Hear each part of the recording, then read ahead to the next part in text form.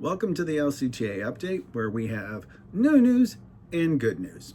First off, we want to talk about the fact that we're working on cleaning up the contract that you have recently ratified, which means it will be available by the end of next week in its entirety for you to search to know what your rights are as an employee in Leon County Schools as the part of the instructional bargaining unit.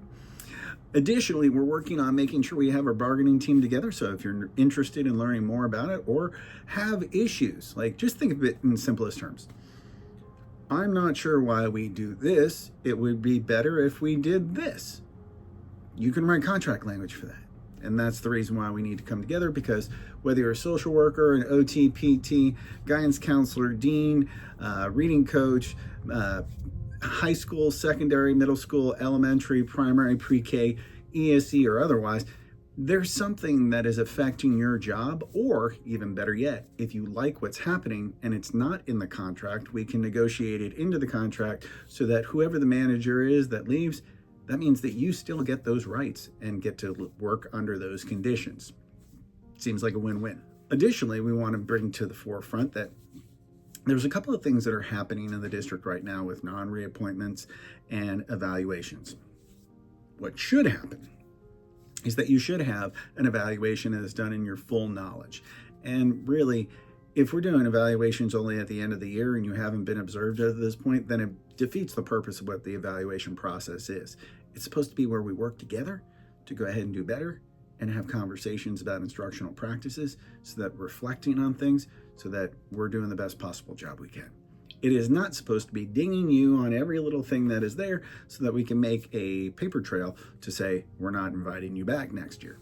So make sure that if you have encountered anything as the year has gone on that has drastically changed, as we've gotten to non-reappointments, then please, if you're a member, reach out to us, because that is not the way that things are supposed to work. There are supposed to be no surprises when it comes to reappointments. There are some surprises when it's about downsizing, but if you are a member, we are working with all of our members throughout the summer to make sure that we have placement for the beginning of the school year, okay? So in that regard, here's an example of something that has currently happened in Leon County Schools. In this particular case, there was a teacher that had a disagreement with a paraprofessional in terms of their PBIS at their school site. The teacher's authority was undermined by the support staff. The teacher just sent an email saying, hey, please don't, do that next time. This is the way that things need to work. But because of the relationships at the school site, the para went to the principal, and the para side of the story became the side of the story. Ignoring a lot of the teacher's authority in the classroom and other things like that. Well, from that came kind of like a reprimand to some degree, or a response where the teacher didn't feel like they were being heard. So a grievance was filed, went step 1, step 2. After that, evaluations took place, and they were significantly different than previous evaluations, where she was highly effective and effective every single time, and now mostly developing. This is a prime case for retaliation. And if this is something that you ever experience or know of somebody and they are a member, you need to reach out to us, because it's inappropriate that the working conditions would change so drastically to create a paper trail after something. We just need to make sure that we're being honest, transparent, and that those corrective things are only happening in front of you as the employee. No one else is supposed to know about your business. So that brings us to another one. At another school site, there was discipline, and the discipline was left on the principal's desk, and as other people came inside, they could look down at the desk and they knew that the person and what the discipline was going to be. That is highly inappropriate. No one should be knowing your business. Additionally, there was another teacher that had to be transferred out of that school because of something that had happened and was not necessarily properly dealt with the right way. And as a result, everyone knew about that teacher. Everyone knew what had occurred that had the teacher transferred out. This gossip stuff is not appropriate in the workplace. It is inappropriate. And as such, when a leader is gossiping or talking about other people on staff, that is a violation of not only the contract, but policy. So if these things are happening, they're inappropriate. If they're happening at your site and you're a member, reach. We want to make sure everyone has a safe place to work that is professional and that people are treated with respect. We know there are going to be issues that come up, but those issues should not be televised. And what that does really is it creates a bad sense between everyone in the fact that if they're talking about this teacher or this staff member in front of me in this manner, what are they saying about me when I'm not around? Good news. So the good news is we're talking with the district right now about two things that will impact you starting next year. Number one, actually three things. Oh my gosh, good news. First one being that we are working with the district to realign some of our supplement language that people can be recognized for the work that they do, as well as providing some, ideas on how to create more equity within the district. So we have a group that is working district-wide on these supplements and as a committee, and that doesn't create a waiver, and it doesn't mean that it's going to be contract language coming out of this committee, but what it does mean is we're working together to get to a shared understanding so we can then negotiate language that accomplishes what we understand to be a shared goal. So there'll be some good news coming out about that, making sure we recognize some more folks and groups. If you want to get involved, reach out. Second thing, back to school. One of the things that happens is there is a limitation on the professional development that can be asked of people. The following contract language governs back to school in service. Normally 5 days before students report, no more than 12 hours can be non-individual activities, which means everything above that must be then paid at your hourly rate. Please make sure that if you have any questions, contact us. Now, if you're being supplemented a position or paid an extra hour and a couple other things, this may have an impact on you in the sense where your 12 hours is a little bit different. Here's a case in point. I go back to school, I get 12 hours only in any PD or group activity. The rest of it is supposed to be me doing my planning for the beginning of the school year. The problem was ESC trainings didn't come in till late. You had first year mentored stuff that came in late. You had a couple other things that were just like principals had already put together their hours at their school site, and then there were violations.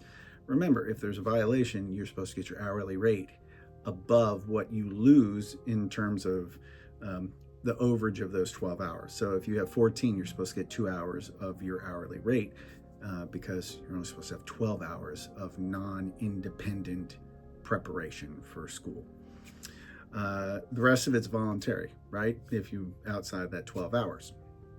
Well, we've worked with Leon County Schools, Shane Seifert's shop, and I will say it's always a pleasure because we have really good conversations. We understand what the goals are, and really at the end of the day, we want things to work smoothly and that we are proactively dealing with some things. So there will be schedules that should be pretty much, set about what pre-planning looks like in terms of trainings as we get closer. So this is to the end of this year. You should know something maybe before we leave at the end of May, which is awesome because then that means school sites and principals can then plan appropriately and not create a contract violation. And the last one that we're currently working with the district, that's a good news piece, is that we're working through the millage increase language. And so we're talking about what a millage increase really means for you as a teacher. So the 1 mil will generate about $26 million. 1.6 of that has to go to charters per legislation, which the remaining amount then needs to have benefits taken out of it for things that are salary. But our goals are to make sure we do some banded things to spread out salaries of the individuals that are part of the bargaining unit. For example, $3,000 from 0 to 4, 5 to 10, make it $4,500, 10 to 15, up to $6,000, and so on and so forth, so that by the time we put that on top of the current salary schedule, people will be making on average about $5,000 more than they do right now. That's significant. That is the work that we're doing right now.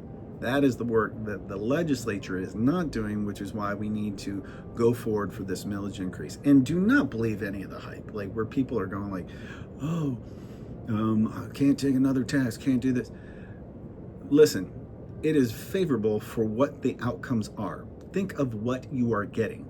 A lot of times you don't know what you're getting. This will be very clear about the benefit to students. That's what we care about. That's what we're going to stay focused on. So we're looking forward to that part as well. Additionally, we need to make sure you understand that we're advocating for just so many different things. It's great news, right? Great news is this: year's almost done, right? Great news is we've got plans for the future. The new news of what we're dealing with is making sure that we also talk about, for example, what the beginning of next year looks like. So social workers had some concerns, those folks that were kind of being lumped together and getting multiple sites. Our concern as an association and as any educator is that it's not just about what my students are getting, but it's about all of our students. It's not the me, it's the we. And as a result, what we really want to focus on is making sure that no SLP, social worker, school psychologist, district-wide personnel is disproportionately being treated based off of caseloads and ESE kind of requirements, paperwork, all that stuff. So what we've done is we've engaged in a conversation with the district that if there is supposed to be, let's say, 2 social workers, one shouldn't have 30 and one shouldn't have 120. If the districts are going to fund social workers, they need to fund the district social workers. There are some sites that are willing to pay a little bit extra to have a full-time social worker, but then that also has unintended consequences in the sense of, what is that doing to class size? Is that taking a teacher position? Is it converting it into pairs and social workers? Like, there's a lot of latitude that's there, understandably, because no school site is the same, but we just want to be very conscientious so that no one, depending upon their work designation, classification within the instructional bargaining unit, is being treated in a disparate way. Everyone deserves equity in terms of workload and what we're asking people to do. And so we're working to make sure that those things happen. How did we get here? A member came forward. This is what we do, right? And what happens if we don't have a contract? None of these conversations take place. We don't deal with a back-to-school PD. We don't deal with health care and benefits, which will be over the summer. We don't deal with equitable loads for social workers and other folks. We don't deal with coordinating with the district on a millage increase for average about $5,000 per teacher. We don't do those things if there is no contract. Simple truth. And we just need to have those conversations right now to make sure that we are staying focused on what it is that we want to accomplish. Now, as a closing piece, there are a lot of opportunities this summer. There's Summer Academy. There's positions within FEA as organizers. There's so much stuff. I need you to tell me what you're interested in. So we're going to list some things in our emails out to our members. If you're not receiving the member emails from LCTA that come from my email account, scott.mazer@floridaea.org, then make sure that you reach out to us because something's not correct within the system. You can call 850-942-0675, 850-942-0675, or you can email me and we will fix that for you. But we just want to say we're very excited about the year to come. We know that this week has been kind of a double-edged sword in terms of appreciation and where the reality is within public education. We're not stopping. We're not giving up. But what I will tell you is this. Part of the grind that we find ourselves in is an intended outcome of the policies and the funding that is being put forth in public education, as well as rhetoric around how people can behave, the examples that we see out in the public and on the news and in politics. It's leading to behaviors that are dysregulated in our students, in our parents, and ourselves at times. And we need to give ourselves some grace. because there's only two things that we can do in order to elevate ourselves, right? Let's say that you have a 5-story building and the person next to you has a 7-story building. You can have the tallest building if you knock theirs down, or you can have the tallest building if you build yours up to 9. We choose to build, not to take down other people. And there will be some people that operate in ulterior motives. Our motives have always been straight to the forefront. One, great paying job so that you can focus on that job and your family. That's our goal. So competitive pay, benefits that help you meet the needs of your family, and then working conditions that allow you to do your job so that you are treated with respect. It shouldn't be a week of appreciation. It's a career of appreciation. The way you are being looked at this week is how you should be looked at all the time. And that's what we're fighting for, and that's what we're working with you on. So please stay tuned. Make sure that you reach out if there's any questions, comments, or concerns. But most importantly, you are the determiner of what the outcome will be from here on out. What are your choices? Are we going to build together? Are we going to leave? What are we going to leave behind for the next generation? And something that's popped in my head more so than not is I know a lot of my teacher friends, and you have soon-to-be teacher kids, or they're already in it. What legacy are we going to leave for them? Do we care enough about the rights that we have that we want to protect them for them as they come through later on? Or is it, I'm just here for a little while, I'm about to retire, I need to save money? Because that's what they're hoping you do. And when you do those things, they win.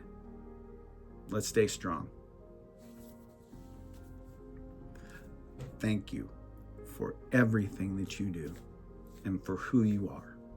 You are worth it. You are enough. And you are valued. You deserve respect. And we will do more together. Go ask someone to join. Let's build. Let's make this thing right.